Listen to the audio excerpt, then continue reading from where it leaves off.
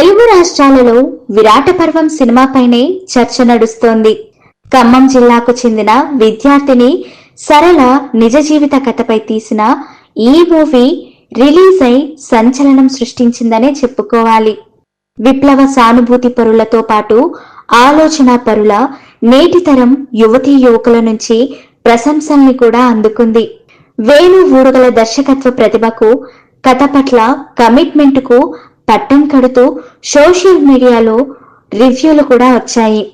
1992లో inter చదువుతూ విప్లవ రాజకీయాలపైన, విప్లవకారులపైన అమితమైన ప్రేమతో వరంగల్, కరీంనగర్ జిల్లాలను దాటేసి నిజామాబాద్ జిల్లా సీర్నపల్లి అడవులకు వెళ్లిన సరళను ఇన్ఫార్మర్ కోవటన్న అనుమానంతో చంపడం అప్పట్లో బాగా వివాదాస్పదమైంది.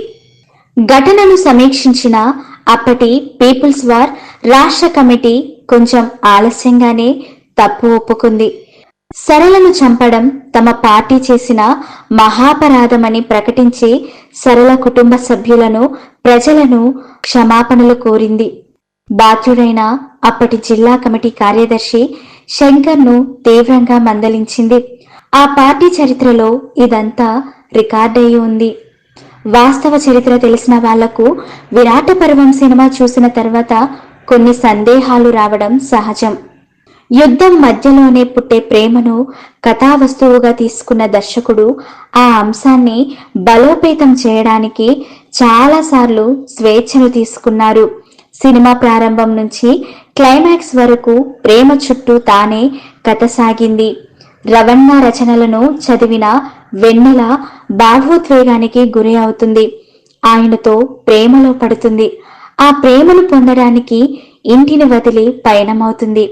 అత్యంత నాటకీయ పరిణామాల మధ్య అదే రవణ చేతిలో హతమవుతుంది. ఎందుకంటే పార్టీలో దళంలో చేరడానికే తను సీర్నపల్లి ప్రాంత గ్రామాలలో నెల రోజుల పాటు తిరిగింది. స్థానిక సంఘ మిలిటెంట్ల అభిమానాన్ని చూరగొంది. పేద ప్రజలు, ముఖ్యంగా మహిళల సమస్యల పరిష్కారానికి విప్లవం ఒక్కటే మార్గమని నమ్మింది.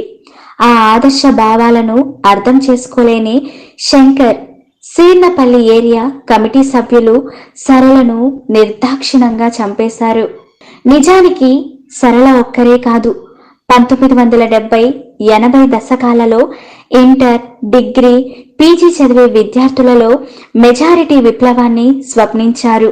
RSU, PDSU, AISF, SFI, DNO, SUCI తదితర విద్యార్థి సంఘాలలో చేరి సామాజిక సమస్యలపై పోరాటాలు చేశారు.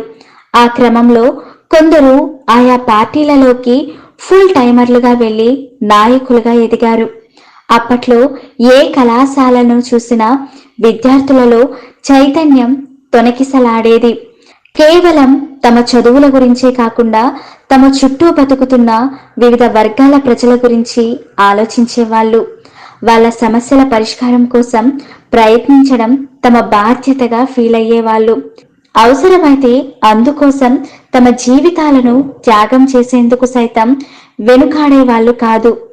కేవలం వామపక్ష నక్సలైట్లు భావజాలం కలిగిన వాళ్లే కాదు, జాతీయత ప్రధానంగా ఆర్ఎస్ఎస్ ఐడియాలజీతో నడిచే ఏబీవీపీ, కాంగ్రెస్ కు అనుబంధంగా ఉండే ఎన్ఎస్యుఐ సంఘాలలో సైతం పెద్ద ఎత్తున విద్యార్థులు చేరి క్రియాశీలక రాజకీయాలలో పాలు పంచుకునేవాళ్లు, సామాజిక కార్యక్రమాలు చేపట్టేవాళ్లు.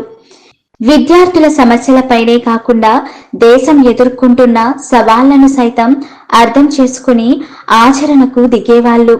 వీటిలో అందరూ వారే ఇలా ఎక్కలేనంత డబ్బు సంపాదించడం, సుఖాలను అనుభవించడం, రిస్క్ లేకుండా కష్టపడకుండా బతకడం, రోడ్డుపై వెళుతుంటే ఏదో యాక్సిడెంట్ అయ్యి ఒకరు గాయాలతో విలవిలలాడుతుంటే వీళ్ళకు అక్కర్లేదు. ఇద్దరు వ్యక్తులు పరస్పరం చంపుకోబోతుంటే వీళ్ళు వెళ్లి ఆపరు. బస్టాప్ లో పోకిరీలు ఓ అమ్మాయిని వేధిస్తుంటే అటువైపు చూడరు. తిండి లేక ట్రాఫిక్ సిగ్నల్ వద్ద అడుక్కునే అనాథలు, అభాగ్యులు వీళ్లకు కనిపించరు. అంతెందుకు తమలోనే కొందరికి అన్యాయం జరిగినా, ఉద్యోగాలు పోయినా వీరికి పట్టింపు ఉండదు.